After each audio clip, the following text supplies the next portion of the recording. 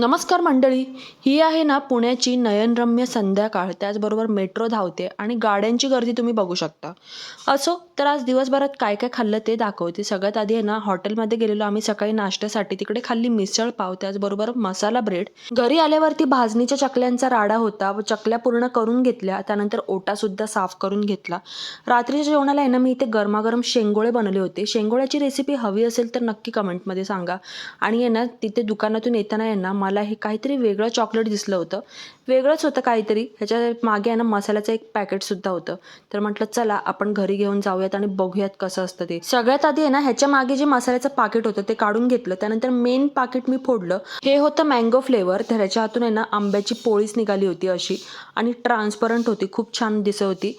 आता आहे ना ह्याच्यावरती जे मसाल्याचं पाकिट होतं ना ते सुद्धा फोडून घेतलं आणि त्याच्यातला आहे ना मसाला अशा पद्धतीने काढून घेतला बोटाने आणि आहे ना त्याच्यावरती लावला. आता हे मसाला लावलेलं आहे ना स्ट्रीप जे होतं ते मी आहे ना मस्त टेस्ट करून घेतलं. खरंच खूप छान चव होती याला बरं का. मला तरी खूप आवडली. तर हे खाऊन झाल्यानंतर आहे ना घरामध्ये बेडवरती थोडासा पसारा होता. बेड आवरून घेतलं आणि झोपण्याची तयारी केली. चला तर भेटूयात पुढच्या व्हिडिओमध्ये.